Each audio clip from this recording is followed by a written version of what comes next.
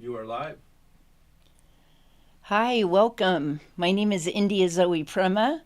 I am on the live on the Humankind show today, so thank you for joining us. Oh, I'm so excited.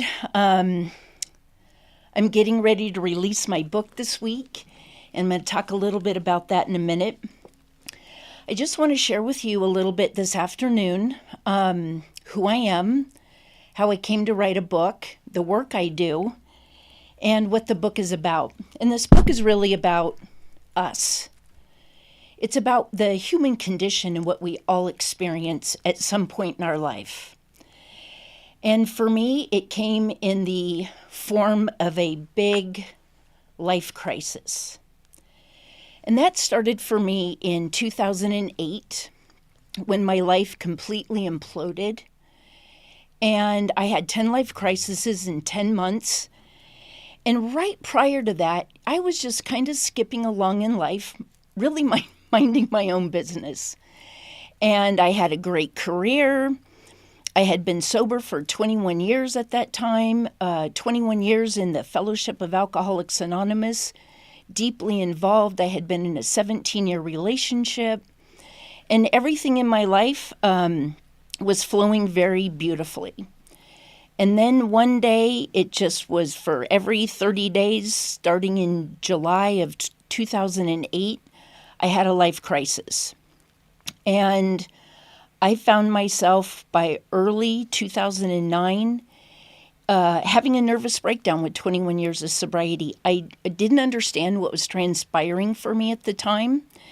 And so I went into kind of fight or flight and had a nervous breakdown. I just was like, a lot was transpiring. Myself, no one around me could understand what was happening. And at that time, I had lived my life fully in the 3D. And what I mean by that, it was all about my outer world. It was about my career. It was about my relationship. It was about what I drove, what neighborhood I lived in. It was about my retirement. It was about how much money I had or didn't have, what I owned. Everything was from the outside. And so after it had imploded, I went back to putting it back together because that's what we're taught. And I started putting it back together. And then 3 years later, I was diagnosed in 2012 with stage 3C breast cancer. Go through a year of treatment, and I come out of that. I'm living in Arkansas, working on a contract there, started putting my life back together again from the outside. And just through a series of events, I ended up in San Diego, a part of San Diego where I had to have reconstructive surgery after having a mastectomy. And, as the universe would see fit, I ended up staying with some friends a couple miles from my surgeon and ended up at a yoga studio, which literally my life did a 180-degree turn. And it was really remarkable. What I didn't know at the time is that I was in the dark night of the soul. And I had been sleeping 10 to 14 hours a day, often not brushing my teeth for about 5 days at a time. I was in a complete and utter state of hopelessness. I just was constantly waiting for the other shoe to drop. And things, my dog getting killed while under the care of someone else. My brother died of natural causes at the age of 59, the only family member I had. Losing my health insurance in the middle of treatment. I mean, it was a lot of stuff. And I could only see everything through the lens of what I knew. And that was, I'm the victim. If all this shit happened to you, you would feel this way too. And that was all I knew. And that was how I behaved and I responded to the world. Was shaking my fist at the universe, sometimes my middle finger, asking it what I did to deserve everything that was happening, what I said at the time to me. I never saw anything happening for me because when you're not informed and you don't understand, you don't see anything as happening for you. And I didn't, I can assure you. And I went through several years of just being pummeled. And I started journaling, and I did that through my computer versus handwriting. I process information very quickly, and I need to type when I'm getting things out. And I was just stumbling. I had no tribe, I had no community, I had no family. I was just like literally lost.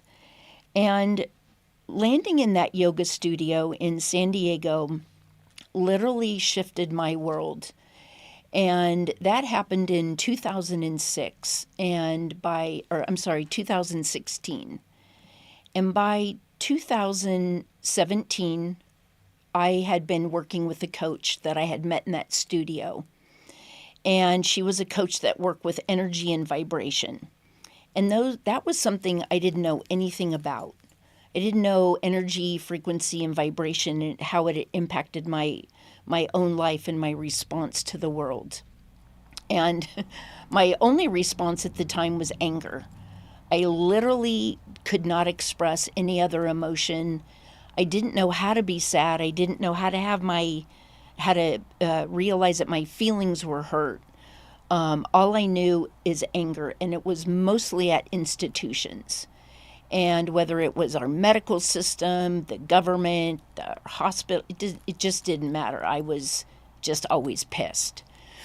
And I would sit in my coaching sessions for probably every week for over a year, and I would just be flipping out, just really like ranting. And, that was when we discovered that I had been in the dark night of the soul.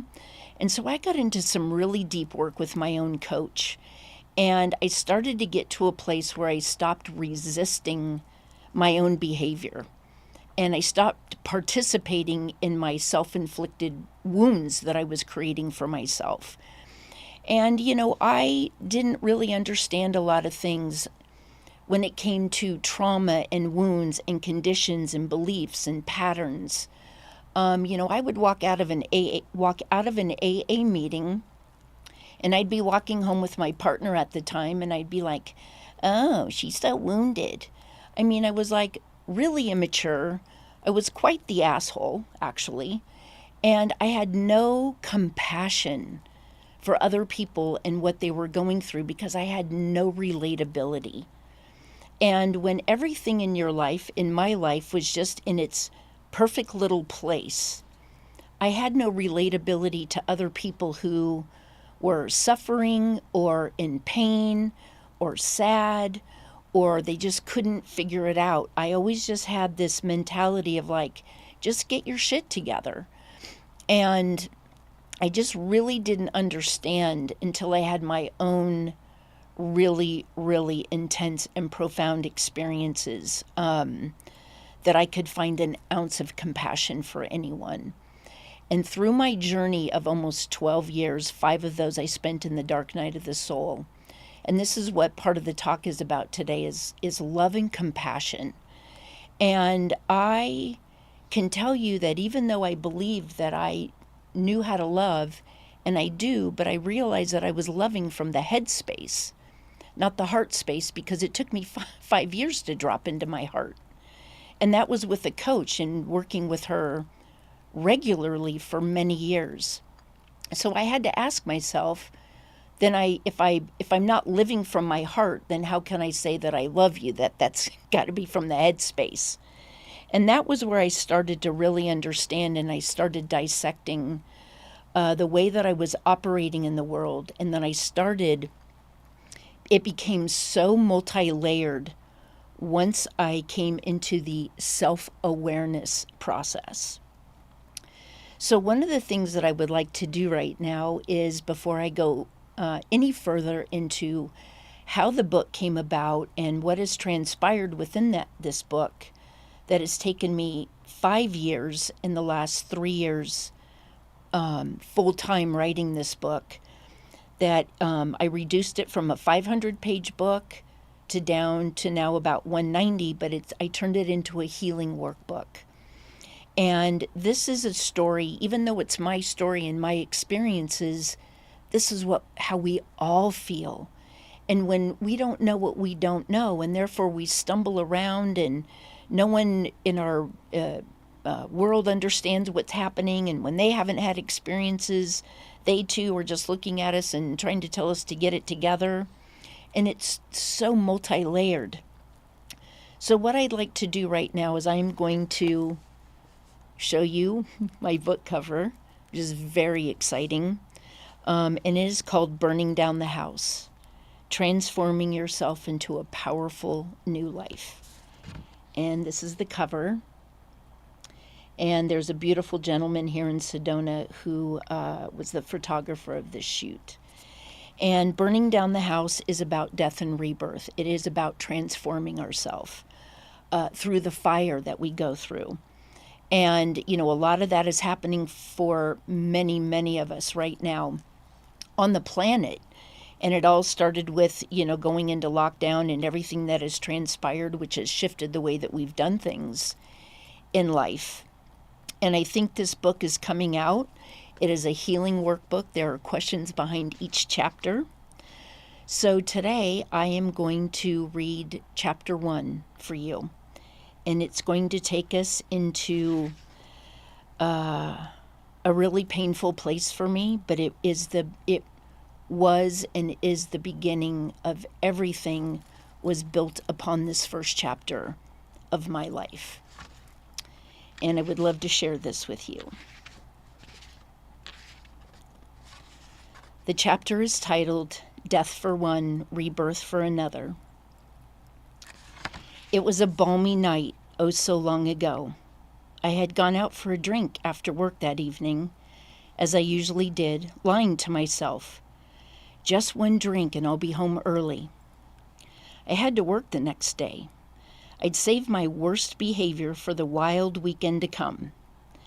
Except after a few drinks, I was just getting loosened up and losing my sense of time, and as my inhibitions dropped, my intake went up. Fast. I could drink a man twice my size under the table. I was not a simple drinker. I liked the hard stuff. I liked how it burned going down. Southern Comfort right out of the bottle, Mad Dog 2020 right out of the bottle, gin, vodka, and an endless flow of shots. Cinnamon schnapps with Tabasco. Now we're talking. Cocaine was always a part of it. The white powder blowing my brain to smithereens sobered me up so I could drink some more. And cocaine was always my courage. It seemed to remove all my inhibitions that lie between my ears to effortlessly roll off my tongue, as did the alcohol. I drove home at dawn that morning. I noticed my roommate and my closest friend Janet wasn't home. Her motorcycle wasn't in the garage. This was the time she would be eating breakfast before driving off to work. I was concerned, but not enough, because I was still high from the cocaine. I focused on trying to sober up, and fast, for work. In my 20s, at least 6 nights a week, my friends and I went out dancing or to a bar. I would get off work, shower, and go out to a party. Looking back, the word party doesn't seem to fit what we did. The parties started out fun, but eventually my partying became desperate and soul-numbing and out of control. We would snort endless lines of cocaine all night long. I would inevitably throw up on my way into the party, reboot, and rally. I was always throwing up before the escapades, during them, and continuing long into the morning hours. I spent a lot of time on my knees, bowing to the dirty porcelain god of the toilet bowl in bars, in strangers' houses and in gas station bathrooms, and in the bushes as I walked into the party. As I vomited and the foul mouth filled my mouth. Sorry. I promised that if I could feel better now, I would stop drinking and drugging for a while, starting tomorrow. I made endless broken promises to myself that I would not drink or do drugs that night, but it would be the first fucking thing I'd do. Just a few drinks to get rolling, and then find the cocaine. Janet wasn't home eating breakfast. She wasn't there to pass me in the kitchen, well-rested and ready for work. It made little sense. She was responsible and punctual. I jumped in the shower to try to sober up, but that didn't help. Coffee? Try to eat something? Ugh. There's some yogurt in the refrigerator and an old jar of peanut butter. I dressed in my ill-fitting polyester uniform of dark pants and a red corporate polyester smock. I wore the ugliest white nursing shoes you'd ever seen. They were old, caked, and flaked, with so many coats of cheap white shoe polish they looked like they had leprosy. My shoelaces were ratty on the ends and had basketballs printed on them.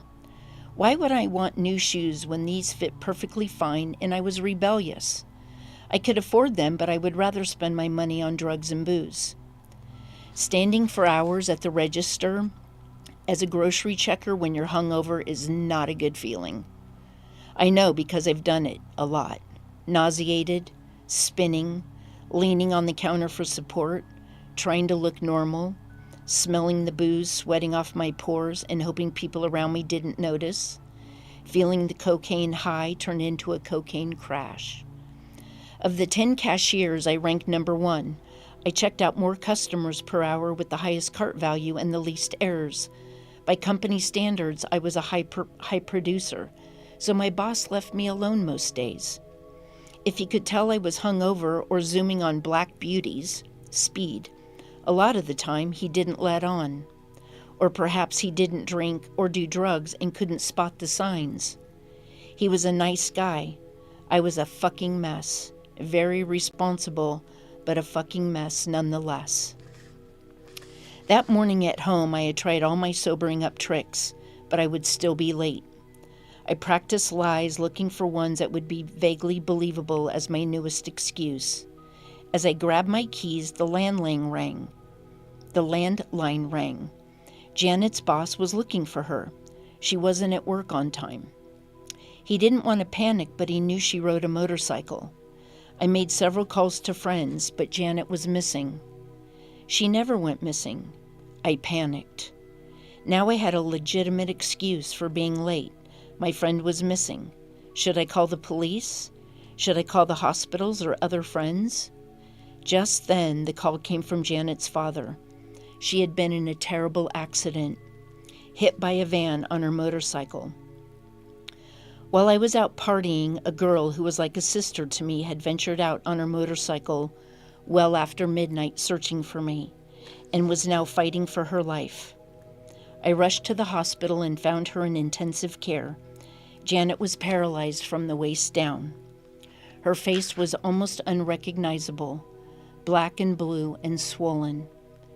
She had a broken jaw, a shattered leg, and was connected to several machines.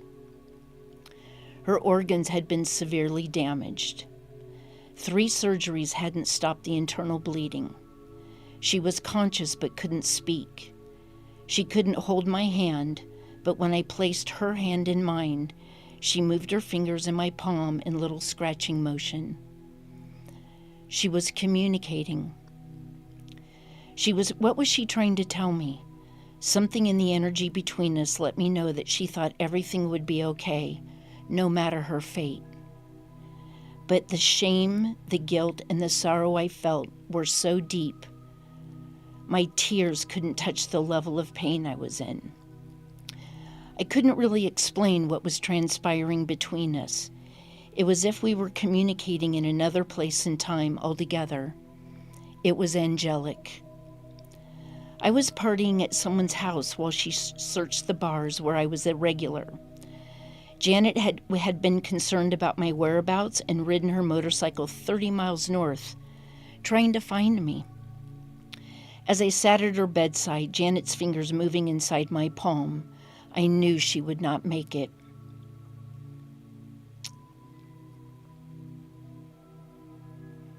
I had never been close to the process of death before, and had never lost anyone close. Janet died the following day at the age of 22.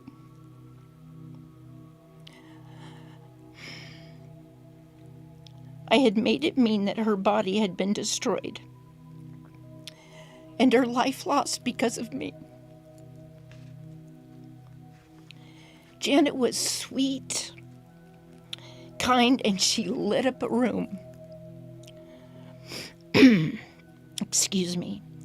Her very Catholic and conservative parents had disowned her for being gay, which was even more painful to her because Janet had been adopted as a baby, and she was convinced that she had been rejected by her birth parents and her adoptive parents. She understood her adoptive parents were people of faith, but so was she. And her faith made her more loving, not less. Janet prayed and she played Christian music on her guitar, conventional and non-conventional music. Janet loved the band U2 and often sang, "I still haven't found what I'm looking for." And after all these years, I still wonder if Janet has found what she was looking for, oh so long ago. She had asked me not to say fuck so much. She'd sit at the bathroom door on the floor, and as I got ready to go out again, and would quietly suggest that I would consider not going out drinking for a bit. She did thoughtful things for me I often missed in my self-absorption. She was the salt of the earth. She loved me like a sister, even though I didn't love myself. But who does at this age? I assumed we'd go through life as buddies and share it all, and then she was gone. When 200 people showed up to mourn her, her parents finally understood how amazing Janet was. It broke their hearts that they had turned their backs on her and that so many others had stepped in to honor the beautiful daughter they had disowned. While I gathered in small circles of friends, mourning, inside I felt shameful. Was all this my fault? I asked myself over and over. It was all so complicated, I couldn't even process any of it. I avoided feelings by spinning even more out of control, drinking and drugging excessively to numb myself, hoping I'd wake up one day and find she hadn't died. I wanted someone to know the internal turmoil I was in. I drowned my unprocessed emotions by getting fucked up as often and as much as I could. The extra load of shame, guilt, and remorse added to the reasons for my self-harm of excessive drinking and drugging. I was a blackout drinker, and I sometimes woke up in a strange bed, fully clothed, with my shoes on, with no idea of where I was or the events of the night before. One morning, a friend told me that not only had I drank 3 bottles of cinnamon schnapps the night before, but I had a pile of cocaine under my nose and face planted in it. I learned I had also driven my car while being blacked out at least a handful of times. I could have killed someone else, myself, or both. The shame engulfed me, but I did not stop. 2 years passed and I couldn't remember half of it. When I had exhausted myself with the subconscious desire to die by self-inflicted behaviors, some little piece of me that wanted to live and be healthy stepped up. I wanted Janet's death to mean something, and it was the catalyst when I was finally ready to be sober at the young age of 25. I turned to Alcoholics Anonymous on February 7th of 1988 after I experienced alcohol poisoning, vomiting violently every 15 to 45 minutes for 12 hours straight. It wouldn't be the end of my transformation, but it was a solid beginning. Little did I know back then that it would be the single most important conviction of my lifetime. Without the drinking and drugging, the emotional pain I had been pushing away engulfed me. It was much worse before it got better, but I kept facing the fear and the self-loathing sober. And rather than killing me, the experience of facing the fire again and again scraped my insides clean. I learned life will kill us all. I would learn that love is all that matters. I took responsibility for what was mine and let the rest go. Over time, I no longer held shame and guilt for the choice that someone else made. This didn't change the reality that I had chosen a reckless, self-harming night. And Janet had chosen to look for me. A terrible accident had occurred with Janet on a motorcycle and another person in a van, whose name I do not know and had no doubt suffered lasting repercussions as well. But some relief could come from this tragedy. With a sober life, mystical experiences would become part of my reality. But that would take much more self-development, and I was still decades away. First, I had to get sober and stay sober for a long time. The divine spark was always in me. The first time I felt a power greater than anything I had ever known was at the hospital with Janet. Time had seemed to bend. I felt her accept her life and death. I experienced her dignity and surrender. I felt something bigger at work. She was communicating that all was well, with her hand in mine, and I had heard her. With sobriety and the study of a variety of wisdom traditions, I've learned we rarely understand the soul contracts of ourselves and others. It's a bigger mystery than any of us can fully know, but we can touch the mystery. I can love our humanity and accept that things are as they are, knowing that more will be revealed later. This much I know. Janet's death was an initiation for both of us. I keep a cross of Janet's that is engraved with her name. It's on my altar made of sacred objects that are hanging or in the crevices of a big 7-foot-high piece of Balinese wood that appears to have two bodies merging.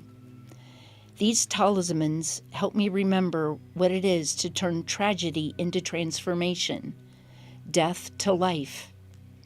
Initiations into a new way of being are a big deal, and a colorful created life is full of them. I would like to invite you to fully participate below in your creation of a sacred item that honors your journey. List below as many shameful, guilt-ridden, or remorseful behaviors from the past or present that you're holding on to. Vomit it all out, write it all down, and look at it. Feel it.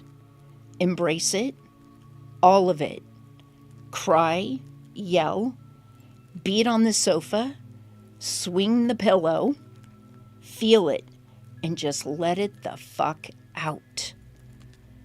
When you feel complete with your verbal emotions, close your eyes and take 3 slow, deep breaths.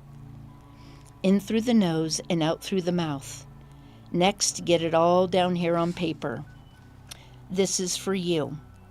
This is the beginning of opening the door to setting yourself and others free from your self-inflicted feelings. As they say, the truth will set you free, but first it will piss you off. I've allowed a lot of space for you to fill in over the next few pages. Use it up and let that shit go. Thank you. Thank you, thank you, thank you for allowing me to express my emotions, even though it's been 40 years. Yes, it's her death that still is in my heart, but more so than that, it is the endless gratitude that I behold because of that situation. And I'm 35 years sober. 14 of the last years, when I left AA with 21 years sober, and I maintained my sobriety through the most harrowing journey I had ever been on. And drinking was never an option for me. Even though I didn't know what was transpiring when it was all falling apart, I didn't understand. I didn't know. I was in the 3D. But it was so clear to me. And I'll share this story with you in a minute. But it was the voice that I heard that gave me the trust and the faith to continue on when I did not want to go on living. And it kind of ties back into my sobriety.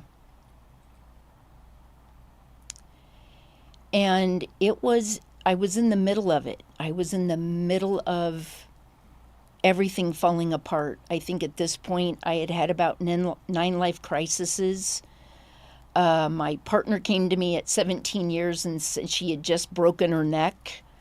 And that was part of one of my crises I was in. And luckily she's not paralyzed, but it was also her wake-up call. And I knew this, and I had a sense of knowing what was happening. I just cognitively didn't understand it. And I was sitting in the floor in California. I was living in the back house of some friends who were letting us transition from Omaha, Nebraska, back to Southern California, where I was born and raised. And I was sitting there, and I was in a full-on emotional collapse. And up until this point, wasn't really much of a crier. I'm extremely sensitive, so I have built this incredible wall around my heart just to protect it from the sensitivity that I feel. And I was sitting on the floor in this little 400 square foot apartment, and I was yelling at myself in the second person. And at this point, I was going to 10 meetings a week, my 3 regular nighttime meetings, and then I was going to 1 every morning since I had just gotten laid off right a week before Wall Street collapsed. And I am screaming, "You will not go to another meeting. You will not go work with another alcoholic. You are going to sit here and feel all your feelings." Because that was the one thing that I had always been trained to do, was to go work with someone whose shit was worse than yours, so that you could find the gratitude as to where you were. And when you do that for 21 years, I never embraced my own emotions and my own feelings and my own sadness and my own disbelief in every emotion that you can come up with. It was like I would just stuff it, and off I went to go work with someone else, and then, okay, it's all good, and then I may have unconsciously worked through it, and then I kind of just, I think, put it in a bag and carried it with me. Because it was never processed, or it was processed at the behavioral level, never anything really deeper than that. And it was the strangest feeling. And that morning, I'm unraveling. I am unraveling. I'm crying so hard. I didn't even know who was talking to me, and it was me. That same night, again, I'm in a cathartic experience. I mean, I'm not going to meetings, and I understand this. My friends, for their own protection, they're freaking out. I'm not going to meetings anymore, and I know what happens with that. So I was able to hold that space, even though it didn't feel good. And so it's, I'm hanging over the kitchen sink, and I am crying so hard, so incredibly hard, I can barely even breathe. And I hear this voice in my head that said, "Child, if you can hang on through all this pain and suffering, the gifts that you will receive will be equal to or greater than the pain that you are in." And I thought it was the angels. For 10 years, I was like, I heard the angels. They spoke to me. I actually heard them. And I didn't know it was my higher self until 10 years later. But that message that I heard gave me so much faith. I was like, it wasn't like I was expecting a new car. If you can hang on through all this pain and suffering, the gifts that you will receive will be equal to or greater than the pain that you are in. And I'm telling you, I went through another 5 years of anguish. I mean, anguish. Deep suffering. It was all self-inflicted, but I didn't see that at the time. I just kept believing, and I kept going over the story, and the more that I kept going over the story got better. Because now my story is justifying my feelings. It's justifying my anger.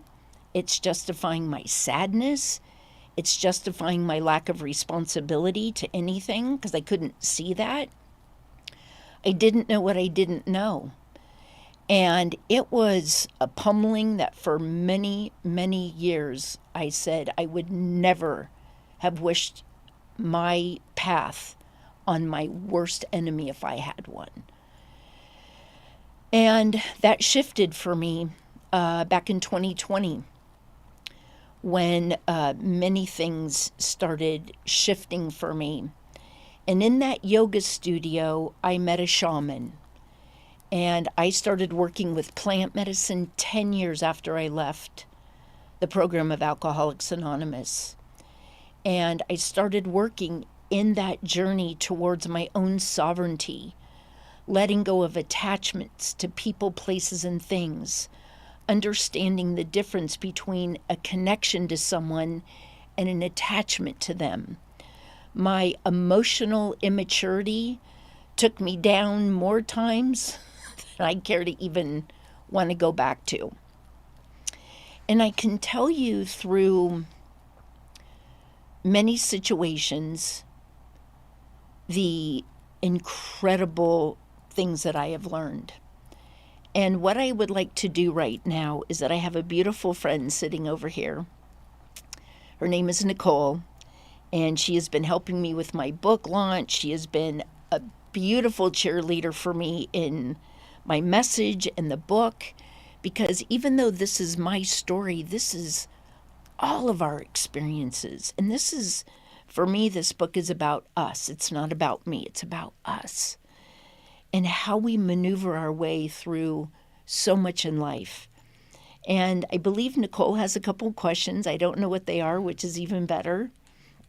And I would like to introduce her right now. You won't be able to see her, but you'll hear her voice. And she is over here.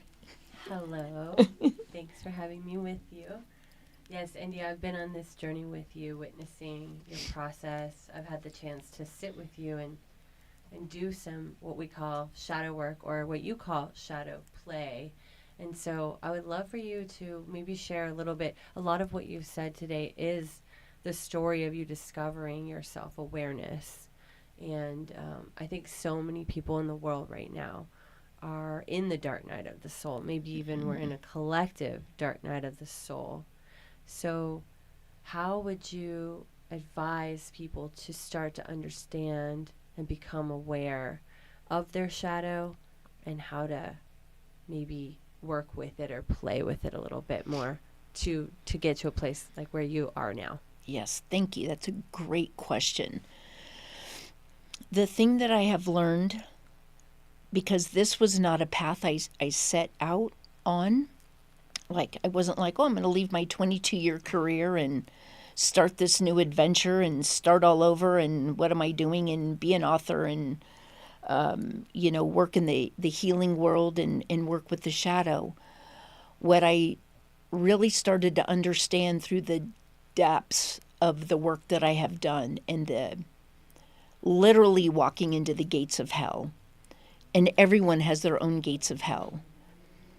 I know for me is that what is super important is that I've had to go to some really deep, deep, dark places in order to hold space and to support other people in the work I do. And it was through my own deep shadow process, both when in the 3D and on a medicine journey that was guided And that brought me to this place of realizing that this is where my work is. And what shadow work does is that when we're an energy body, and we are both of dark and of light. And if we are always just in the light all the time, and there's no work. Where's the work? And this, for me, and this is how I see it, this is how I experienced it, and this is what I came to understand. My soul chose to incarnate here, which means I have work to do here. And in that, we have to go through a lot of really hard and painful, and this is not everyone's journey. Everyone's soul has a different calling. My soul had a very profound calling, very profound. Some people, their soul they're just here to fill in this incarnation, and on they go, right? Some of us just have to go through some really gnarly stuff. And there are people who have a bigger, gnarlier story than mine. But what it is that the shadow, those are those blind spots. They are the parts of our personality that we don't see, that we don't know, that we don't even know they exist, let alone give them a name. They are generally derived from our childhood, from conditioning, from patterns, from beliefs. I had that experience, and then I went into AA at the age of 25, and I picked up beliefs, conditions, and patterns there as well. I chose these. This isn't, AA didn't do anything to me. I chose these things. It's what worked for me at that time. And the shadow, and when everything imploded and I started to gather a lot more knowledge and have some very, very profound experiences, the shadow is all those parts that we already know are not lovable. That's what we believe. That's what we believe. Most of us already are lacking in self-love. We're lacking in self-worth, self-confidence, and self-esteem. And if we're already holding that, I certainly don't want to tell you about my dark spots, right? Because that's way too vulnerable, way too vulnerable. For me, what the shadow is that the more that we deny those, but they are the essence of how we operate in the world. So if I have, and I'll just be vulnerable here, I had, my brothers were 6 and 11 years older than me. My parents were trying to make ends meet. My parents were of the Depression. They were older when I was born. I'm 60. My dad'd be 108. And so it was all about survival. Now, while I had a lot of independence my whole life, I also had a place of feeling unwanted. And so when even my friends wouldn't respond to me or whatever would happen, I would go right into, oh my God, I'm not wanted, right? But it took me a long time to dissect to get to that place. But that was the place I was operating from. It wasn't what they were doing. It was my belief that I wasn't wanted. And so I saw like, oh my God, you didn't respond to me in a timely manner, or I wasn't invited here, so I must not be wanted. What's wrong with me? And when you don't know what those things are, we have a tendency to just operate in that place, right? And when we operate in that place, we then become the victim. We're the victim of you did this and you did this and you did that, and if you would behave this way, I would feel better. And what the shadow does is that it brings all the muck to the surface, and yet it's also like a treasure hunt. And when you can put on your mask and your snorkel and your diving gear, not your snorkel, your diving gear, and you're going down, you might find a little bit of things at this level, but it gets darker and darker as you go further down into the ocean. And the darker it gets, the scarier it gets. But that's where all the treasure is. That's where all the treasure is. And so for me, it's like I like to work with people to help them see that the shadow is not a scary place. Revealing our shadow helps us to maneuver our way in life. And yes, it is hard work. It is hard work. It's not meant to be easy. It's not meant to be easy. You go down and you go down into those treasures. I mean, when you come to the surface and you got that trunk, you're like, look what I got. You know what I mean? It's like exciting. And I think it's all about how we choose to see these parts of us. And so the shadow is our best friend. It's when we slam the door on it. So to identify what a shadow is, as an example, is, or another part of it, because it's very multi-layered, it comes in a trigger, generally, right? We get triggered by what someone did or said or behaved or this or that, and then we get all cattywampus, and now, excuse me, I'm mad at you because you triggered me, right? You triggered me, therefore, because you triggered me, it's your fault. And if you behave correctly, then I'll feel better. And that's how 90% of the planet operates. The trigger is the medicine. And we're going to talk about that in a minute. Wow. So thank you. I love that, India. That was a really beautiful explanation. So what I picked up from what you said is that really it's about embracing the shadow as this treasure chest of being able to discover and uncover our unconscious beliefs, patterns, behaviors, and actually pull them out and understand them and embrace them, so that then we can kind of be liberated from this unconscious behavior that is running our life, right? Yes. So that being said, just taking that back to your book, I mean, I'm blessed to understand that that's truly like the essence of what your book is about. It's really helping people to discover and uncover that through your story that is our story, and then through these beautiful questions and a way to self-reflect and liberate that shadow. Yes. So with the work that you do with people, how do you work with them? Do you help, like, how do you sit with them? I know that you do sessions. Maybe just talk a little bit about how it works to work with you. Yes, thank you. That's a really great question. You know, everyone's different. Everyone has a different way as to how they got to where they are. It's the unwinding that's super important. Unraveling, unwinding, unpacking, right? Because through our life, we come in and, you know, you have a 50-gallon trash bag, right? And you're like, well, I'll take that with me, and I'll take that with me, and I'll bring that with me too. You know, and then we get to a certain age in life, and all of a sudden we're like, wow, these are not my beliefs. These were my parents, right? And what I do with people, and I work individually one-on-one, and I'm also, because I'm really excited about working in groups, and I work with men and women separately. And what I love about it, no matter if it's in a group or if it's one-on-one, is the way that I can unwind things for people. You know, when I use my gifts, I use my gifts as a seer, I use my gifts as a dot connector, I use my gifts as a massive strategizer, how I can see things at a very high level, which allows me to get right in and right into the crux of it.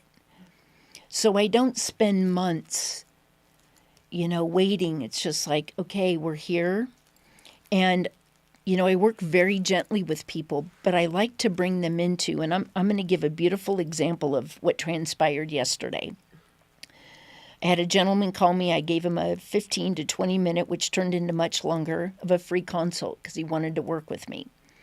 And I wanted to find out what he was looking for, what his story was. This gentleman was a 9/11 frontline responder, and is disabled. So there's an incredible amount of trauma, a lot of anger, not within the war part, but within parts of the government, right?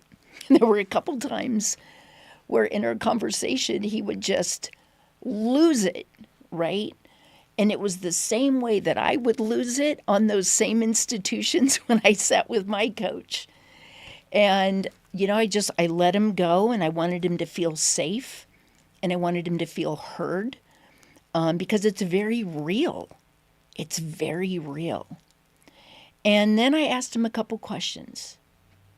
And I said, how can I help you here? And he got really quiet for a moment, and I had asked him, I said, are you comfortable living this way?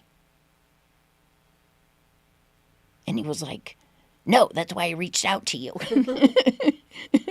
And he's from the East Coast. He was a little rough, but I really appreciated how honest and forthright and just let his shit out on the very first session, because that told me where he was, right? And in doing that, I allowed him to, because it's so important for people to feel safe and to feel heard and for people to be vulnerable. And I don't have a problem being vulnerable, because if I'm vulnerable, I can hold space for that. Wherever I go, you can go, right? Because I can see it, I know it, and I've been there. And he said, no, I don't want to be this, I don't want to live like this anymore. And I was like, okay. And I started asking him a couple questions. First, I had him take some deep breaths. Like, I just had to get him into that state of not allowing his emotions and then the story over and over and over. And I told him a little bit about, the work I do, and it's really about unraveling. And so the first part of the unraveling is self-awareness. Self-awareness, not awareness of others. Because most of us go into everyone else's behavior. Everyone else's behavior. And, the Native American tradition in almost everyone talks about linear and circular way of living. And the linear way of living, and I take it down to the personal level, means my uncomfortability is straight out there, and it's your fault. And your fault, and your fault, and your fault, and your fault. Mm-hmm. The circular way for me is that, yes, it's your fault, and I'm really upset with you right now, but I'm going to bring this all the way home, right back here. And then the question is that, why did this person trigger me? They triggered me because they said this, or they treated me this way. Why is that impactful for me right now? Well, it's because I've always been treated this way in my relationships. And I've had enough, right? Or whatever the story that goes on, because it's extremely multi-layered. And it's allowing them or showing them how to get in there and to start backing up the train, right? Start backing up the train. And that's a big part of it. Nothing can happen. Nothing can shift. Nothing can change if you are not in self-awareness. Nowhere else, self-awareness. If you're in awareness of others, nothing's ever going to shift. The players will change. You'll be on a different stage later on, but nothing will ever shift until you come into self-awareness. Mm. And I can spend 4 hours just talking about that alone. Yeah. Wow. Yeah, that's really hitting home, I'm sure, for a lot of people. So basically, what I'm gathering is that you are basically taking the awareness that we would normally project outside of ourselves onto that person, that circumstance, that situation that we don't like, that we would blame, and we are allowing it to circularly come back to us and take responsibility for that, whatever is triggering. And it could be all the way back from childhood, or usually is, right? Yep. So, yeah, so that's the big shift in self-awareness in this piece of your work. So I love that. And that's really, I know that's really what your book is doing here. So yeah, just to speak to the book for a minute, because your launch is in a couple days, right? June. Yes. When is it? June 27th. Mm-hmm. Okay. So that's super exciting. And I know that you just got that book in the mail today. Yes. Yeah. So can you speak a little bit about the shadow that's come up for you in this process, and then also just maybe share with us a little bit about your launch and how people can get the book, where to find it, when will it be available for others to purchase? Yes. Oh my God, my own shadow that came up in this. That's a good question. Huh? Yeah. Wow, it was shadow. It was so many teachings. I don't like to call them lessons because it feels diminutive. It's diminishing. That's how it feels for me. I believe that everything is a teaching, not a lesson. And man, there were so many that came out. And the one thing that was really big for me is that I speak a certain way and I dissect things in a certain way, and I have a specific language that I use and the way that I process things. And when I had a ghostwriter help me to put the 500-page book that I had originally written and to put it into more of a workbook so that it could become a healing tool, it went out of my language. And when it came back to me and I started reshuffling and rewriting and doing things, I realized, because this is a really important book for a lot of people, and this is in its divinity, that has nothing to do with me. And it was really important that the way that I verbalize things so that people can have either an aha moment or they can be like, oh, I'd never thought of it that way, right? Because it's about just being curious, So what I realized is that I'm like, I am a writer, because I kept telling myself I'm not a writer. And even though that's not what I set out to do, it's like I am a really good writer. And even though that's not a big, deep, I mean, there was so much shadow, so much karma, so many blind spots, so many layers to the onion. I don't want to say so many blind spots. There were a few blind spots, some shadow, many layers to the onion. But what I know and what has helped me is that now that I can dissect things very quickly, I don't stay in my story of what's happening and then live there for a year and then live in this story. What I do is I'm like, man, this is really uncomfortable, and I can feel myself contracting. And I'm like, okay, what is it? And I just start going through my process. And it's painful. But I'm telling you, I come out of it within a couple hours or a couple days. Wow. Yeah, that's huge. Because in the past you said 5 years.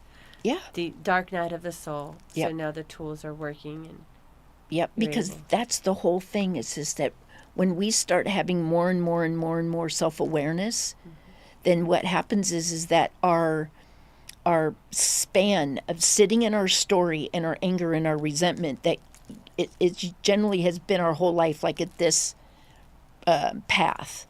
Now all of a sudden it's here. And now we're operating from here because we're unwinding, we're unraveling, we're repacking. We're saying, oh, this is mine. Oh, this is mine. The triggers, that's where the medicine is. That's where the medicine is. But we don't see it. We see the trigger as being the victim, right? And that is the nugget. It's the nugget.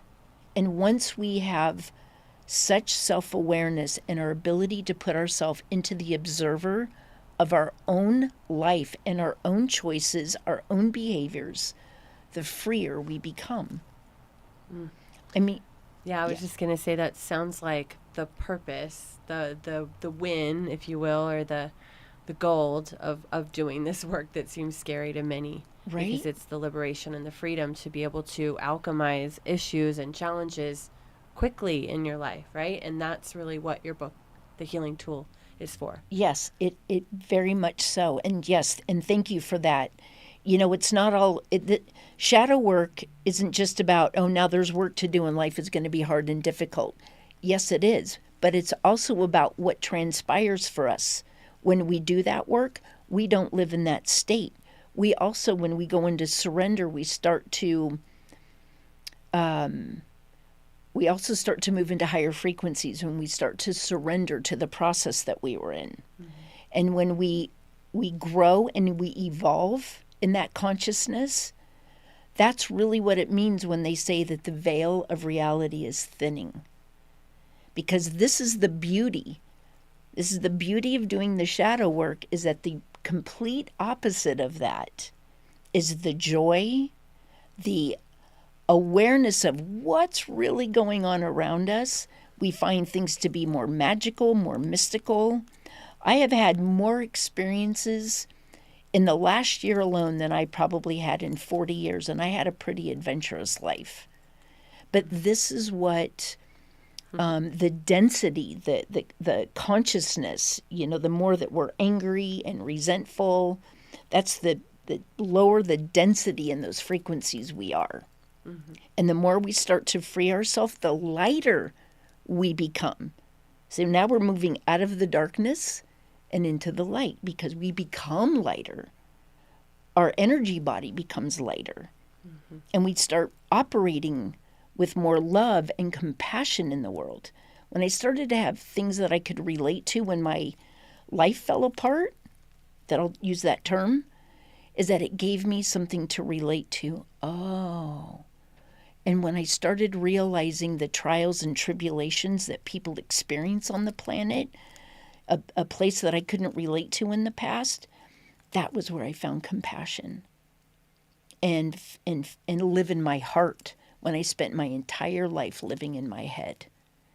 And now things are way more joyful, they're more fun, they're more adventurous, they're way more exciting. Mm-hmm. Oh my God, because there is a beautiful benefit. Otherwise, if there wasn't something joyful on the other side of this deep work, why would anyone do it? Self included. Mm. So there is a tremendous amount of joy, liberation, freedom, sovereignty. I mean, the place where I have gone from my head into my heart is beyond anything I could have ever even imagined. Beautiful. Yes. That's so exciting. So we've gone about an hour. I would love for you to just take a few minutes to share anything else, and also just about where and when people can get the book. I know it's going to be available on Amazon. Yes. But maybe just share, Tuesday, the 27th. Mm-hmm. Where can they get it? Yes, Tuesday the 27th. It's going to be available on Amazon. It is called Burning Down the House. India Zoe Prema. I'm super excited. And if you want to know more about my work, or if you have questions, because I know I kind of touched a lot, because it's very multi-layered. It's not just flat and one-dimensional. There's so many beautiful things that I would love to share. But if you have any questions for me, you can reach me through my website at indiazoe.com. And yes, in the book launch, oh my God, how exciting. If you're here in Sedona and you would like to come, we're having a beautiful gathering at Metamorphosis photography studio, where the beautiful gentleman, Stephen Henderson, who did the book, we are having the gathering at his studio from 6 to 10 p.m. We're also doing a live stream. So if you are interested in attending or being in it or any of that good stuff, you can just let me know. You can come find me through my website. And yes. Is there anything, like a last word or phrase that you would like to leave people with, so that they could take this energy of this shadow work of liberating their life? Like, it's worth it. Like, what would you share with them? If you just could share like one or two lines about what you'd like them to take today from this. I lived in the perception that life was just about growing up, going to college, having a job, finding a mate, potentially having kids, and going into debt. Like, that's what I thought it was. But it's so much more magical than that. It just is. And when I found myself out of the illusion of everything. Oh my God, the beauty and the freedom and the self-expression of realizing the massiveness of the galaxy. Just imagine how big the galaxy is and what the endless possibilities are, because they are magical. And had I not allowed myself to remain curious and to seek what it is that was coming at me, even though it was really painful a lot and it was very ungraceful, I am so glad that I was able to put one foot in front of the other with a lot of help, a lot of love, a lot of support.